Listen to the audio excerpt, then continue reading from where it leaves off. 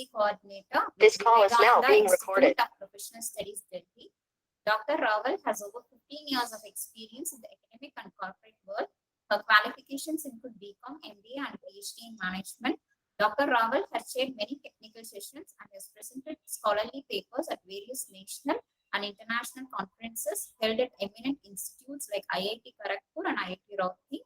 Her talks on quality enhancement are widely acknowledged. Her patents titled Offline Reminder Device for Employees and a System and Method Providing Innovative Development of the Financial Market has been published in the Indian Patent Office Journal. Dr. Rawal was selected as one of the 100 eminent academicians of 2021 by International Institute of Organized Research India for her remarkable contribution in the field of academics. She was conferred Best Teacher Award for her service as a teacher in 2017. With this, I hand over the session to Dr. Isha Rawal. Ma'am, please. Thank you. Thank you so much for such an overwhelming welcome. And we'll just start with the session. I'm sharing my screen. Today, I'll be discussing on criterion 6. Please let me know if my screen is visible. Yes, ma'am. Okay. So today, we'll be discussing on... Thank you, ma'am. Yes, thank you. So we'll be discussing on criterion 6, which deals with governance, leadership, and management. And this is one such criterion of all the 7 criteria, which actually wherein most of the institutions land up scoring less. It deals with governance of the institution, how are the policies, the leadership, as well as the management, how the institution is run. Do we have a proper organogram? Are the policies in place? So we'll be deliberating on all the important aspects of criterion 6 today. The one important thing which I would like to share in the revised framework, as from 1st of June 2022, the SSR has been revised and all the affiliated institutions, they now have to apply for the revised SSR when they are going in for their accreditation framework. If you look at the metric-wise distribution, earlier, there were 16 metrics in the previous framework. With the division in June 2022, now there is a dramatic, I would say, in fact, a drastic reduction in the number of metrics. Earlier, there were 16 metrics, and now they have all been merged. Few have been retained, few have been merged, and now that comes us to a total of 9 metrics. There are 5 indicators. Under 5 indicators, there are 9 metrics, out of which 5 are qualitative metrics and 4 are quantitative metrics. In fact, prior to this, there were 10 qualitative metrics and a lot of write-ups and supporting documents were supposed to be given. But with the new framework coming in, a lot of things have been eased out. The documentation which is required has been reduced. If you look at the key indicators, there are 5 broad key indicators under criterion 6. The first one is institutional vision and leadership, with a weightage of 10 marks. The second is strategy development and deployment, carrying a weightage of 10 marks. Then faculty empowerment strategies. Now the weightage has increased here from 30 to 35. Then financial management and resource mobilization, which is the key indicator 4th. Here they have done a reduction from 20 marks to 15 marks. While the internal quality assurance system, again, occupies a very prominent position under criterion 6, and it carries a weightage of 30 marks and deals with all the initiatives which are taken as a part of IQAC in the system. So if you look at the entire criteria, criteria is heavily dependent on how are these strategies framed, what are the policies of the institution, how is the institution run, and what are the initiatives in terms of quality assurance of the institution, whether it is related to curriculum delivery, whether it is related to your faculty empowerment, what are the sorts of initiatives which are undertaken, and what sort of follow-up is done. So we've moved to the first key indicator, which is institutional vision and leadership. Now, this is a qualitative metric which requires a write-up of 500 words. It states that the governance and leadership of the institution of the HEI is in accordance with the vision and the mission of the institution.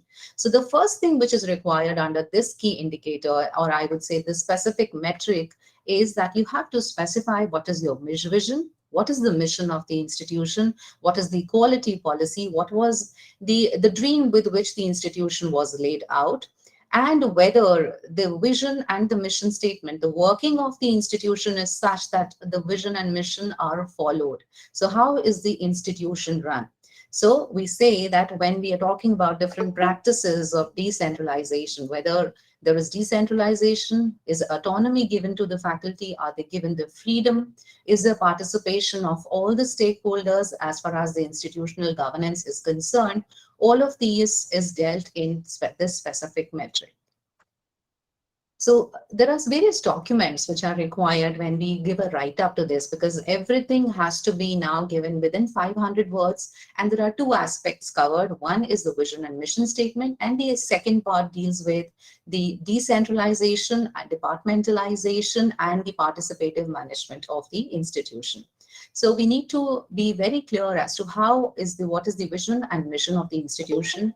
If it requires revision, that for sure brainstorming needs to be done and revisions may be done. We can say that after a span of 5 years, the statements were revised. So there are various colleges, HEIs, where these revisions are done after 5 years, 10 years, after a specific time duration. So we need to upload the vision and mission statement. There are a lot of documents of which have to go on the website. For example, when we're talking about the magazines, the college premises where we have displayed the vision, mission, the quality policy, all of that, you have to take the geotagged photographs that yes, this information is disseminated to all the stakeholders and with what vision is the institution run. The statements, the working of the institution, the vision, if it is, say, for example, the vision needs to be aligned with your perspective plan. Every institution works with the plan, so it has to be a strategic plan, and this entire strategic plan can be divided into different phases. So the working of the institution should work in line with the vision as well as the mission. Then how the second portion, if you look at the specific metric which is now clubbed of the two previous metrics, the second portion of it deals with the participation of teachers as well as the other officials in terms of decision making. So are they a part of strategic bodies? Are they a part of strategic decision making bodies? Like, are they a part of IQAC? Do teachers have a say in the IQAC? Do they have a say in, say, the disciplinary committee? Do they have a say in the departmental committee? How much freedom are the teachers given when are they part of such meetings, such strategic committees, and how much say are they given when they are taking the decisions? To substantiate this, NAAC asks for a case study. They always ask that, give us a case study which shows, which substantiates that yes, decentralization is followed and there is a lot of participative management within the institution. So as far as decentralization is concerned, it actually deals with the authority as well as the autonomy of various functionaries. So in this case, a lot of proofs can be given wherein we can state that these are the number of committees which are existing, the statutory committees, as well as the departmental committees which are existing in the institution.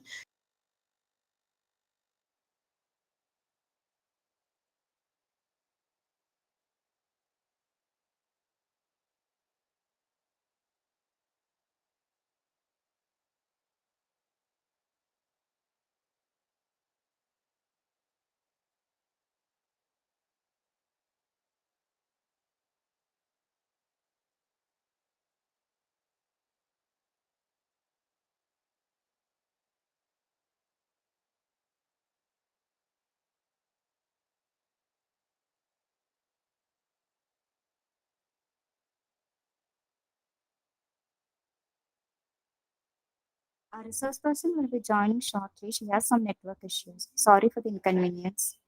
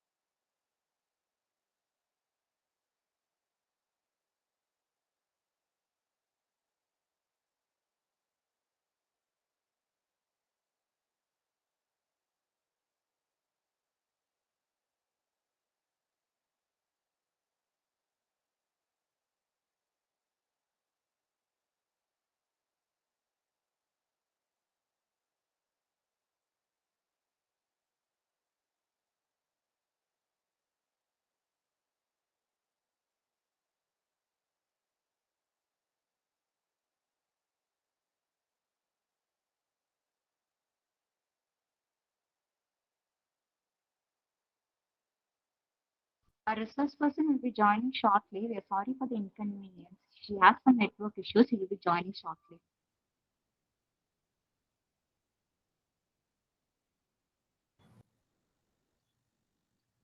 Hello, am I audible? Yes, ma'am, you are audible, ma'am. I'm really sorry. I mean, I just got disconnected. And No, ma'am, not issue, ma'am. yeah, please let me know. I mean, you could hear the last point.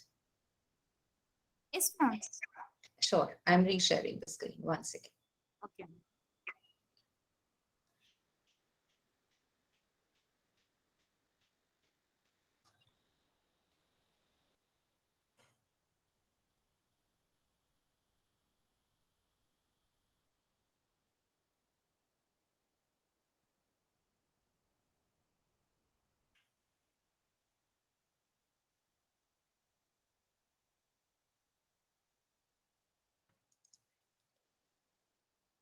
Okay, so we were discussing about the case study, that what are the different types of case studies which can be shown as a part of participative management.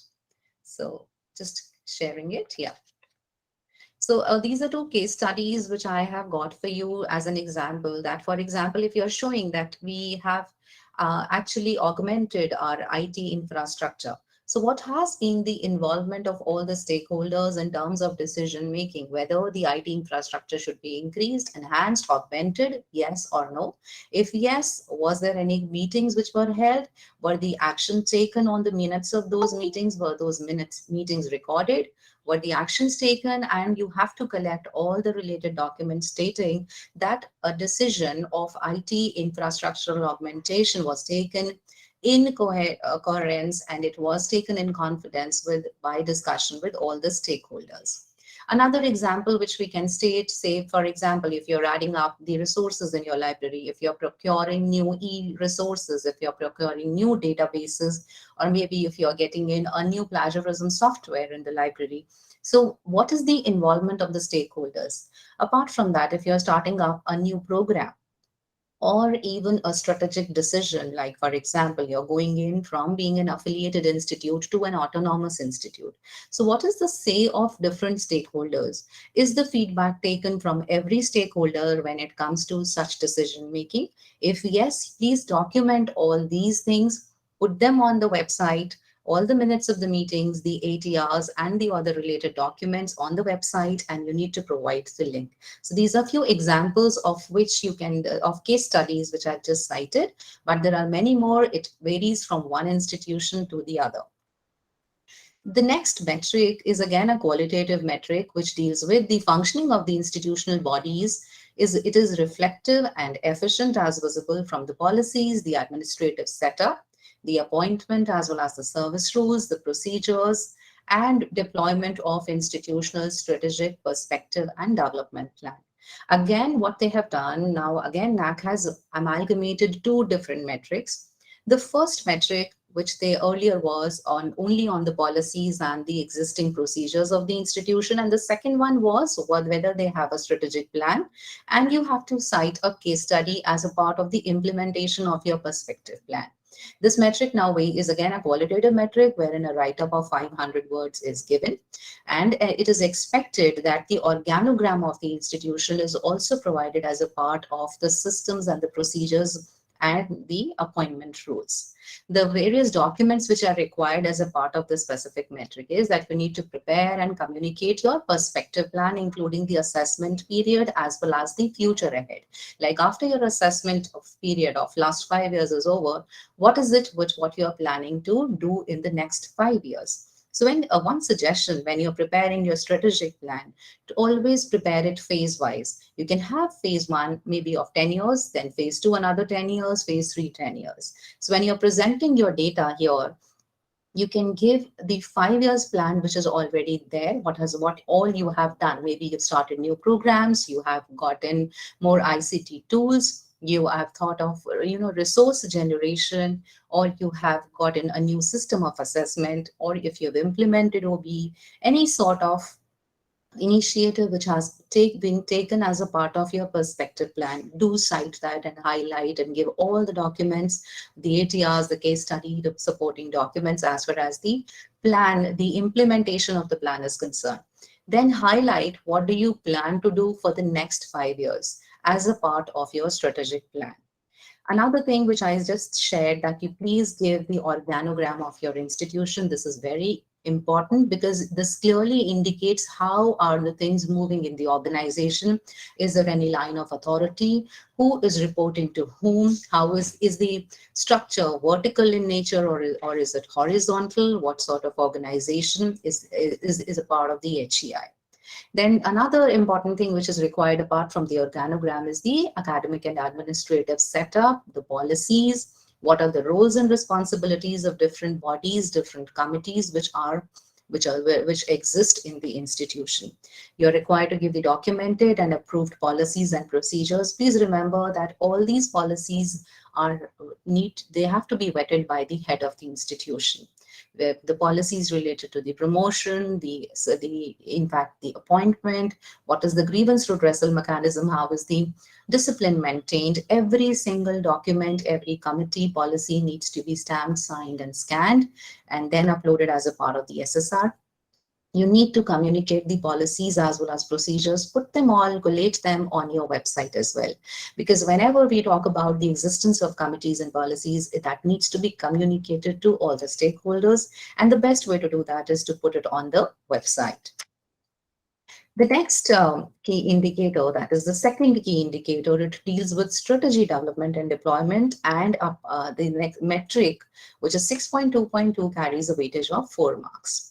Now, this happens to be a quantitative metric, and there is a lot of emphasis these days on e-governance because NAAC is promoting more of paperless work now, and they in fact want, because till date they were asking for the handwritten signatures of the head of the institution. They have even done away with this, and now they have said that you can give the digital signatures of the head of the institution on all the documents. So the primary reason for doing this is to ensure paperless and e-governance, paperless office, and to promote e-governance in the institution. Now, this is a very important metric because it says that whether you're using e-governance in the areas of operation like administration, whether it is used in finance and accounts, for student admission and support, and for examination. Now, if you're using it in all the four, you'll select option A. If any three, then it goes like this. You'll opt for option B. The important documents which are required. Now, these days, if you look at all the HEIs, most of the institutions that they have either procured an ERP software or they have got it developed for their institution. Now, here, all the four parameters, you have to ensure that if you want to score full marks in this specific metric, you have to ensure that in all the four areas, you give the screenshots. When as far as your planning and development is concerned, so the administration part of it, how you're planning for the admissions, how is the fee taken, is the budget prepared, how are you planning for the library. So all the administrative aspects like maintaining the database of the students, the teachers, getting them on the proper format, getting them on the software, how are you collecting the fee, maintaining student data, maintaining the attendance report, generating your TC certificates, NOCs, and all sorts of reporting. All the reports, all of that forms a part of the institutional MIS, that is Management Information System.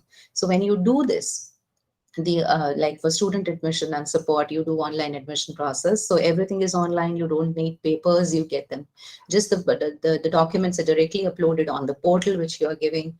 Whether you do online registration, the merit list of admission is given again online. If everything, even the finance and account and the examination, is done in the format of online, and you're using minimum amount of paper, that you have to ensure that you give the screenshots of the software, how you are doing it. For this, you will have to give the ERP document. So the company with which you have signed whether you collaborated or whether you purchased a software, you will have to give the ERP document. You must give the screenshots of the interface of all the four categories, because you will score marks only when the screenshots of all the four categories are given, like student admission, then you're giving for administration, you're giving for finance and accounts. So for all the four parameters, you you have to give the screenshots. Apart from that, excuse me, bills for the expenditure needs to be given. And bills, in fact, you can give, apart from giving the bills, you can give the legal document like AMC. So once you have purchased the software and you are maintaining it on a regular basis, you have to ensure that you give the AMC document as well. Then you have to, apart from that, suppose you have purchased the software, every year it is expected that you release your e-governance report, which is signed by either the governing council, the board of management, or the CDC of the college, and it is signed by them and uploaded on the website. That's a mandatory requirement. If you are doing e-governance, the report needs to be generated, signed, stamped, and then uploaded on the website of the institution. So for 5 years, there have to be 5 e-governance reports which have to go along with the ERP document, the screenshots, the bills, the EMC details, the invoices, and what is the policy document on e-governance. So that was proposed that you need to have e-governance in the institution, and that is why this initiative has been taken. The next key indicator, which deals with the faculty empowerment strategies, and it is heavily weighted. In fact, it is the most heavily weighted key indicator under criterion 6, as it deals with the welfare measures. That's part 1. And second part deals with the performance appraisal system for teaching as well as non-teaching staff. Again, there has been a lot of merging within this key indicator, because earlier they had 2 separate metrics. One was for the welfare measures, and the second one was about the performance appraisal system. If you look at the welfare measures, every institution is unique in its own terms and offers different welfare measures. So an institution which is maybe located in the suburbs or the rural areas will have different staff welfare measures vis-a-vis what is located in the urban area. So it is necessary to identify what are the different sorts of welfare measures which are given by the institution, and have all the policy documents in place along with the proofs of implementation of those welfare measures. So you need to ensure, we need to promote self-development. There can be group insurance policy which is given by the institution. There can be provision for different types of leaves, some sort of additional extra leave benefit which is given. Then fee installments could be given for the wards of staff. There can be provident fund facility. All of this comes under welfare measure. If there is a loan facility through institutional cooperative bank or recommendation for loan of other banks, there can be a health center. Even there can be a crutch for the kids of faculty members. If there's any tie-up with the nearby hospital, the availability of doctor in the institution, whether you're providing college uniform, is there any sort of subsidy which is being provided to the students, to the kids of the staff, especially the non-teaching staff? Are there any accommodation facilities? If it is a residential campus, the transport facilities, the tea, coffee, anything which is offered to this teaching as well as non-teaching staff, any sort of felicitations. If there's a best teacher award, that also comes at it as a welfare measure. The canteen facility, any sort of discount, any banking facilities, water facilities, food facility, Mediclaim, any sort of help which actually leads to the welfare of the faculty, the teaching as well as non-teaching staff, comes under this. Now, there are 2 things, and we need the policy document for it. Apart from that, the implementation as well. So try getting more of geotagged photographs if any sort of event has been organized to promote the welfare, because having geotagged photographs is a must these days, because that actually authenticates the proofs which you are submitting. So the next metric, apart from this, one more thing which I would like to talk about under this specific metric is this was the welfare measures. The second part is the appraisal system. So is there a transparent appraisal system within the institution? How is the evaluation done? What is the process? So you need to furnish the method, the system, how the appraisal is done. Apart from that, the proofs of faculty who have been appraised. So we can attach few samples of the faculty members who have been appraised as a part of the process that can be given. And then the forms which are circulated every year, what sort of CAS, the career advancement scheme, the implementation of CAS in the institution, all these documents are to be given now under this specific metric. The next one we have is, which is a quantitative metric and carrying the weightage of 12 marks, is percentage of teachers which are provided with financial support to attend conferences, workshops, and towards membership fee of professional bodies during the last 5 years. Now, one important thing here which needs to be noted is that we have to give the year and then how many teachers were given support during that specific year. It is important to note that if you look at the formula, it actually calculates the percentage. So total number of teachers who have been provided with the financial support divided by the total number of teaching staff or full-time teachers during the last 5 years.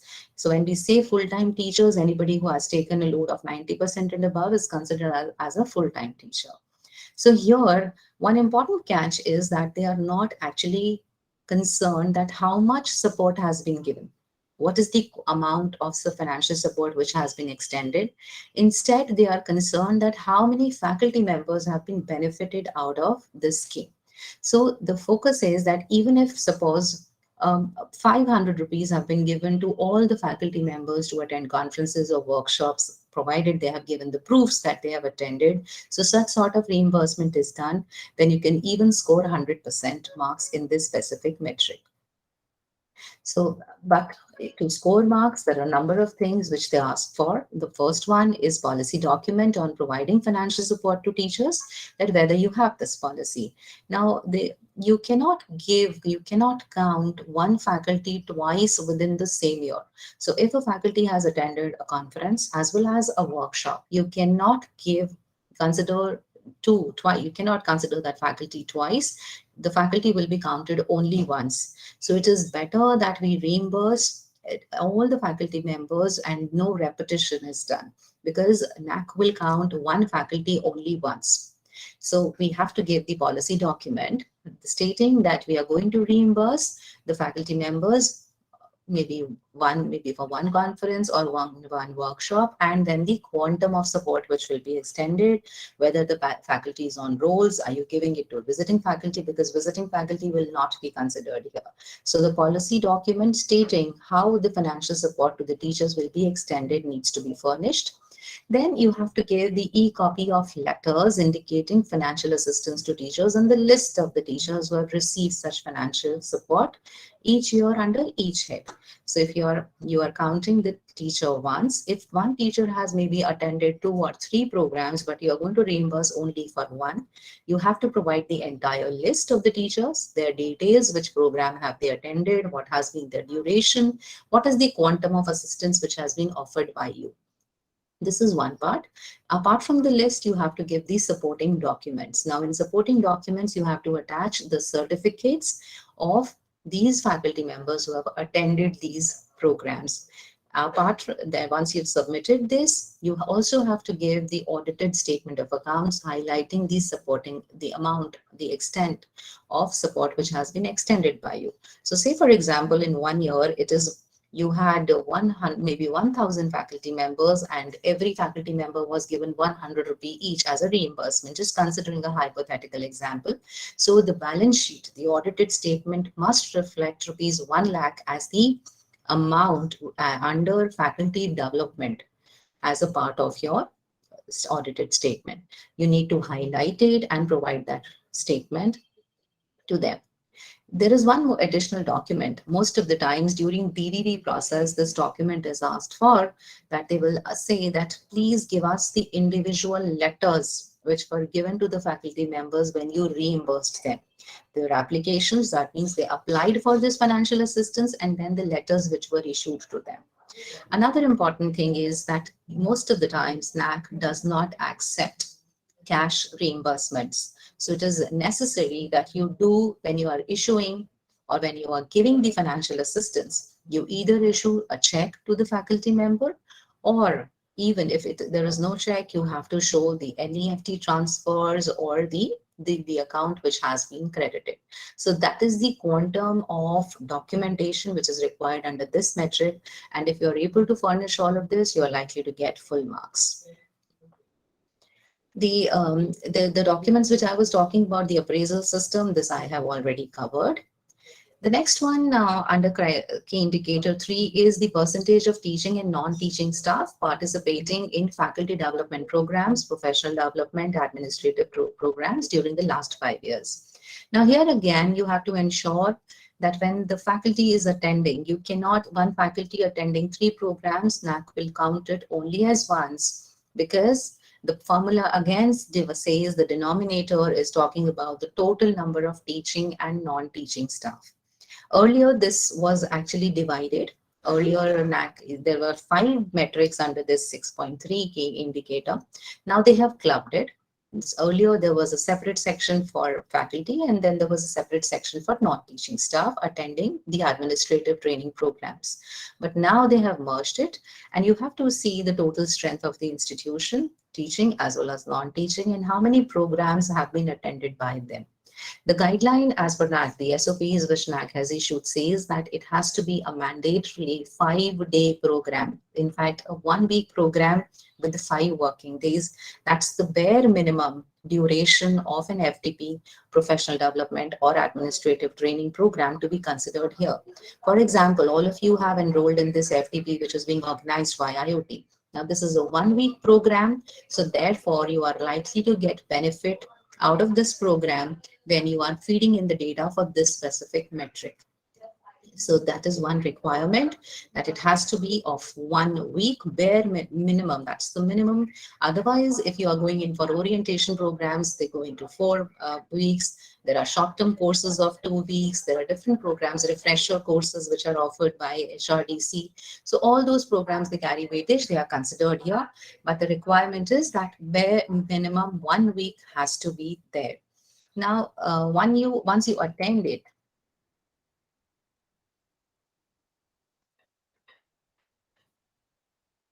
hello, Ma'am? yeah, am I audible? Yes, ma'am, you're audible, ma'am. Yeah, I think this screen got hanged. I don't know why. Is the screen visible? Because I cannot move the cursor here. No, but your presentation is not visible, ma'am.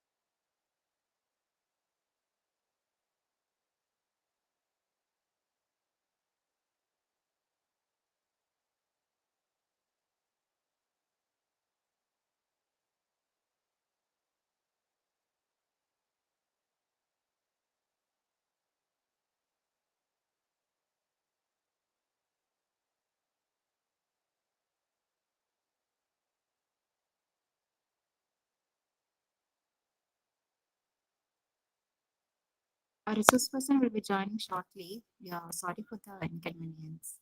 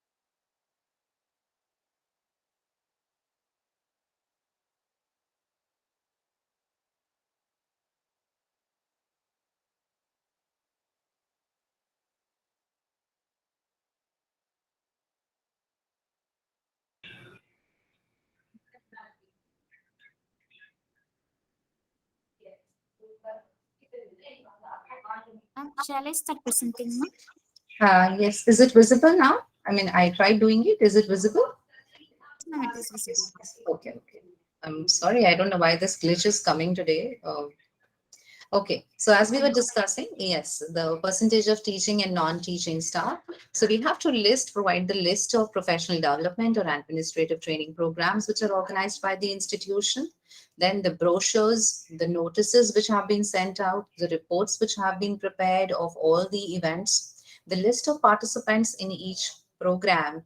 And when we are writing the photographs with date and caption, it is better to take the geotagged photographs, because even for the programs which are attended by the faculty and non-teaching staff outside the institution, now these days they ask for the reports of such programs. So it is an advice to all the institutions who will be going in for the assessment in future years. We start procuring the reports, we start procuring the pictures, the images of the faculty members who have been going out and attending the programs, including if it is within the institution, if the program is organized for maybe non-teaching staff, then we take the geotagged photographs so that it looks more authentic and is considered to be legitimate.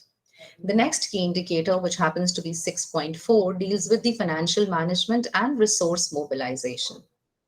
Now, this metric, again, they have reduced the number of metrics here, and they have clubbed two metrics. One is the strategies for mobilization and optimal utilization of resources. Say, for example, how are the funds generated or from that specific institution, and how are these funds utilized? Is there optimum utilization? Is there wastage? Is there surplus cash which is lying? So what are the sources of the mobilization as well as the utilization of funds, whether it is from government or non-government organizations, followed by, when the balance sheets are prepared, are the audits done, for the financial audits done for internal as well as by the external auditors. So there are two aspects to it. One is the mobilization and utilization policy, resource mobilization and utilization policy.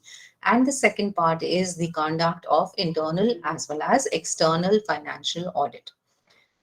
Now, there are different documents which are required for this. Being a qualitative metric, you will have to give a 500 words write-up. Apart from that, you have to design the resource mobilization strategy, or we can say the policy. That is it. If it happens to be, say, a private institution or a self-funded financing institution, then in that case, the only resource which is available to the institution is the fees. So you have to provide the write-up. But if it is a government-funded organization, a public institution, then you have to quote from where are the funds coming, what is the proportion of funds which is shared by the government, how are these funds utilized. So you have to consider and identify the priority areas, the concern and the capability of the institutions in terms of handling the financial matters. What is the organizational cause? Is it a minority institution? If it is a minority, are the funds channelized to the cause with which this institution was developed? Because it all varies from one HAI to the other. Then is the monitoring and evaluation of resource mobilization done on a regular basis? If it is done quarterly, whether it is done biannually or annually, what is the source of income? Whether government bodies are the funds coming from NGOs? As I said, if it is a private institution, it is usually fees of the students.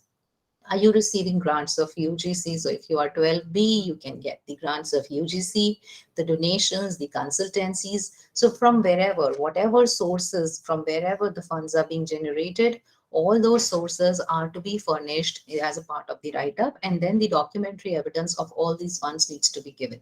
What is the mechanism of financial management for optimal utilization of resources? Is it kept for discussion? Is formal approval taken from CDC? Is it forwarded to the governing council? Where an approval, so if the entire process, is there transparency as far as the finances of the institution are concerned? Are the approvals taken? Are the sanction letters in place? Are the purchase orders? Everything there. If you do not have it, you need to have a purchase policy in place. You have to get the sanction letters. You must seek the approval, and all these documents have to be furnished as a part of this specific metric. Then the account section. They maintain documentation and financial record, whether entries are made in the stock register. So if there's a place, say an order is placed on for purchase of computers. So who permitted that? You cannot randomly order that. There has to be a committee. The purchase committee will sanction that, okay, there is a requirement of say 50 computers which are to be purchased. So once this purchase committee places an order, it goes to the maybe the registrar or the CEO of the institution, and then the validation is done that whether it is required, what model is required, and are the documents prepared. So this is clearly the meeting is held, the minutes of the meeting are prepared. Then you say that okay, basis the minutes of meeting, this action is taken, and the computers are being purchased. So this entire process of the purchase needs to be reflected as a part of the minutes and the ATR as well. And then finally, once the governing council approves, the order is placed. So a purchase order stating that the order was placed, and then the quotations were invited. So once the quotations were invited, the best quotation, they were given the contract of sending the computers. So this entire process needs to be visible, stating that the entire the finance and the account section is completely transparent of the institution. In fact, if the institution is receiving any funds, any grants from any agency, whether it is individual or whether it is a sponsorship or whether it is an NGO, so these are the copy of the letters of these grants must be furnished as a part of this, and towards the end, an audited annual balance sheet of every 5 year, all the 5 years they have to be given, and the grant section, whatever grant, the amount which you have received, that needs to be highlighted within that balance sheet. So you need to the funds from the own institution, maybe own trust, or even the sister institutions. They are not considered here.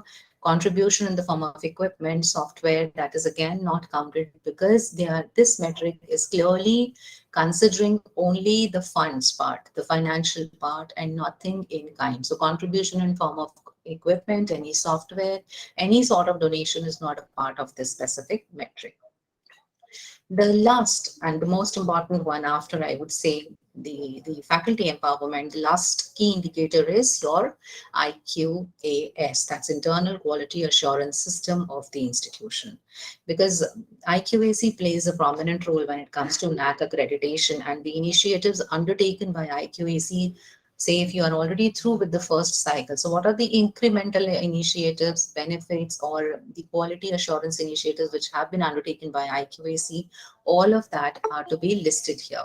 So this metric, which carries a weightage of 15 marks, earlier used to have two metrics, now it has been clubbed into one, and they have asked, it says that whether IQAC has significantly contributed for institutionalizing the quality assurance strategies and processes, whether IQAC is reviewing the teaching learning process, structures and methodologies of operations, as well as learning outcome at periodic intervals, and whether the record is maintained of the incremental improvements in various activities.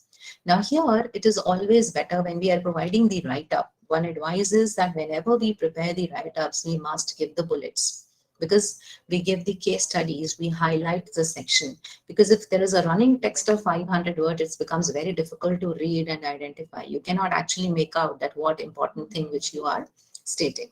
So any strategic contribution by IQAC, it is important we need to identify at least two quality assurance initiatives which have been taken by the IQAC, that can be related to research, that can be related to documentation, that can be related to maybe e-governance, that can be related to implementation of maybe your outcome-based education, that can be related to, say, starting up a new chapter, maybe a gender champions club, or maybe starting a new, you create an NPTEL, you start NPTEL courses in your institution, you create more or you provide more of value-added courses in the institution. So any specific contribution, any great initiative which the IQAC of the institution has started, it is important we at least prepare a big list of, say, 5, 6 the initiatives which have been taken by IQAC during the last 5 years, and the entire team should deliberate on two prominent ones,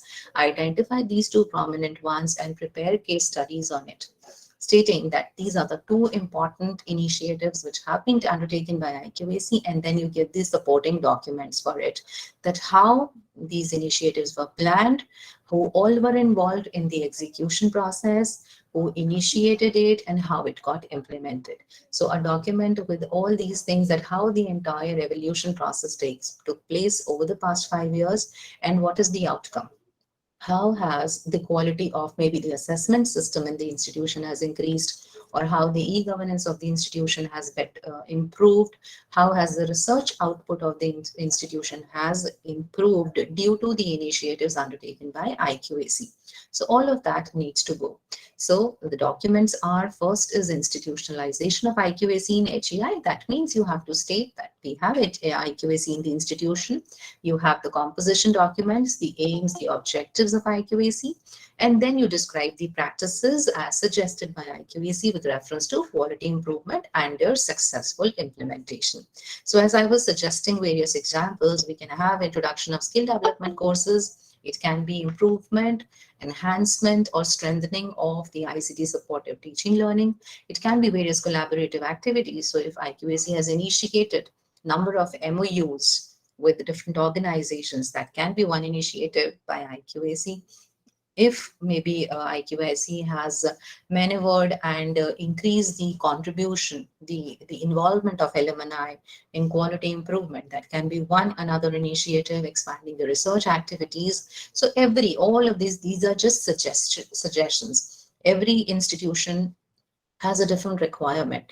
So if someone is lacking behind, any specific institution is lacking behind in one field, and the IQAC has contributed significantly in that, that can be cited as an example, but we need to map it with the outcome. That as a part of this initiative, this is the result, this is the outcome.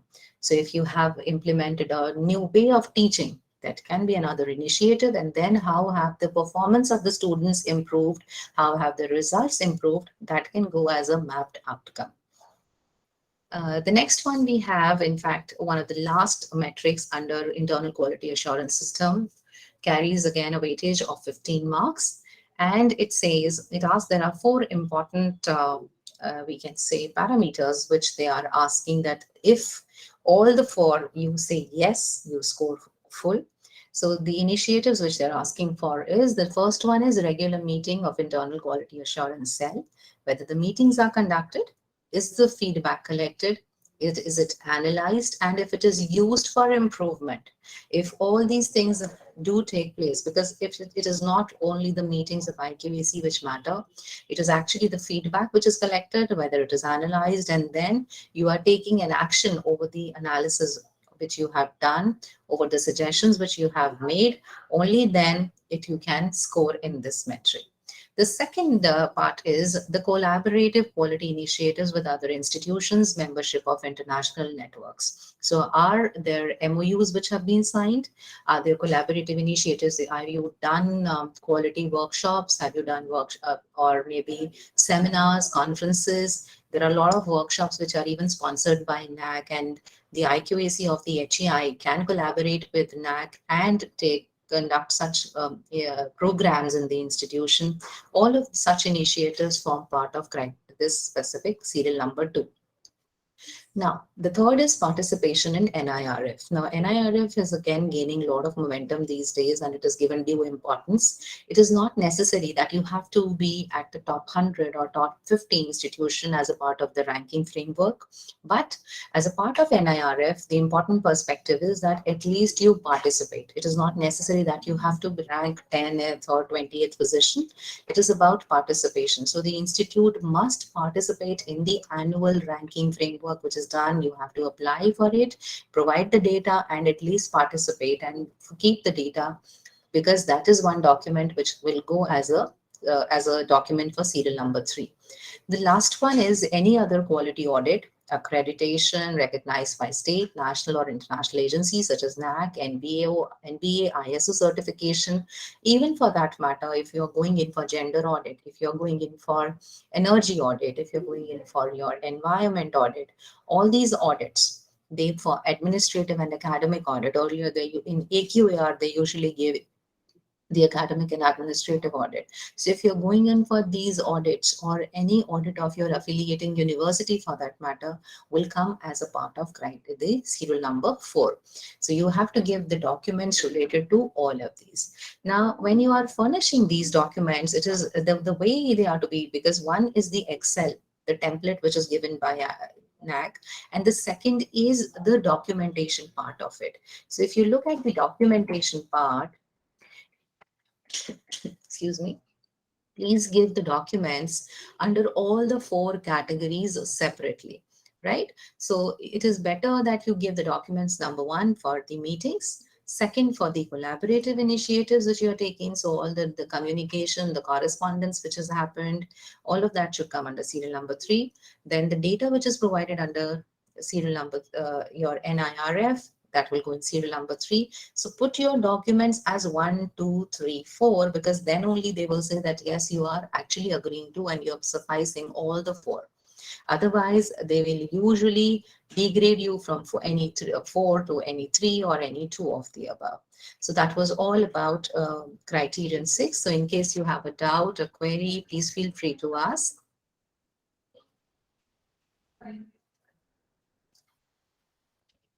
Hello.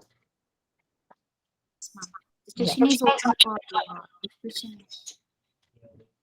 Hello. Yeah. I'm sorry, I couldn't get you. The session is open for discussion now. You Uh, can post the uh, queries in the chat box, or you can unmute and interact with the resource person.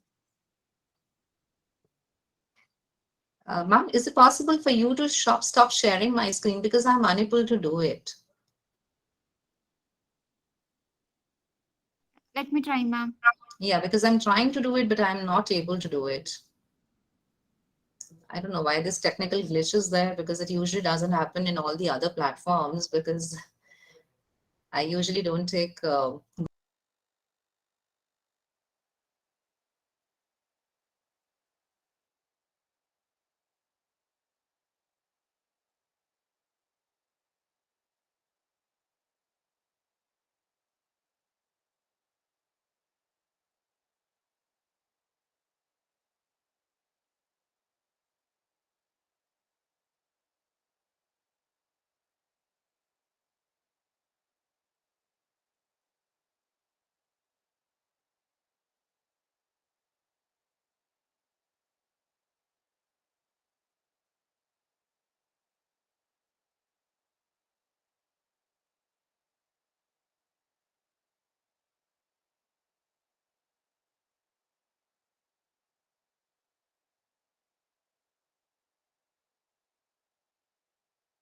A resource person will be joining shortly.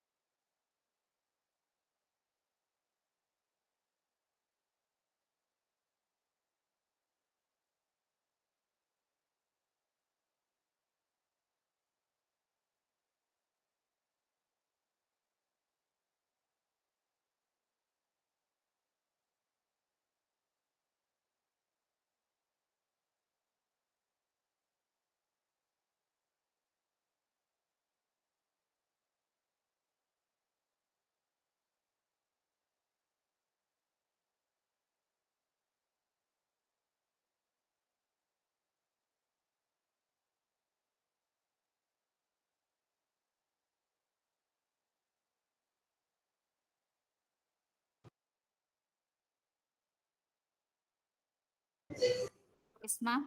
yes, yes, ma'am. The session is open for discussion now. You can post the queries in the chat box, or you can unmute and interact with the resource person.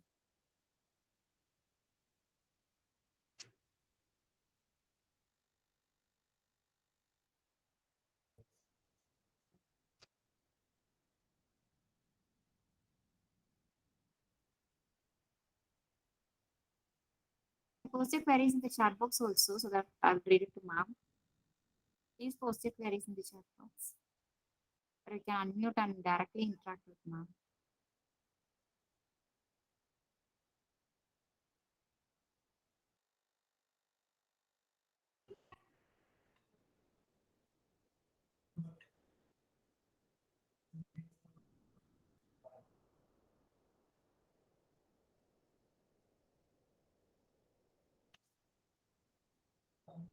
So with this new framework, a lot of things have got simplified, and the documentation which we used to do now, it has actually gone down drastically. So it's a blessing in disguise with the introduction of this new framework. So if there are queries, I'll be happy to assist.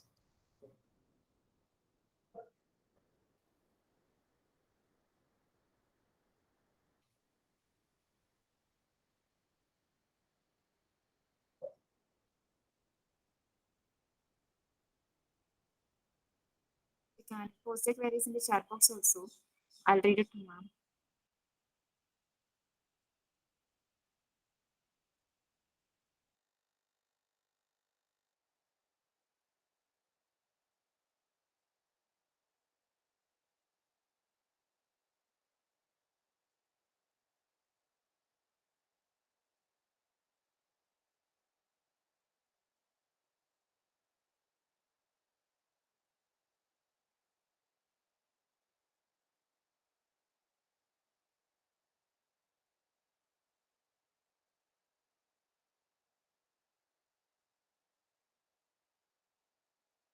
Any questions?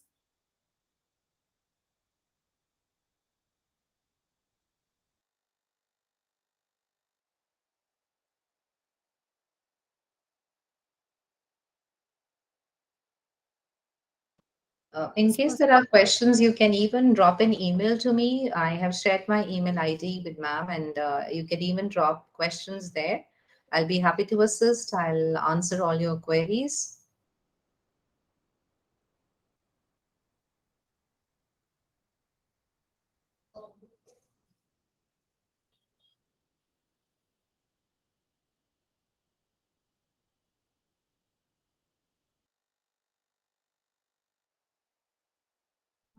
I think there are no questions, ma'am. So shall we wind up, ma'am? All right.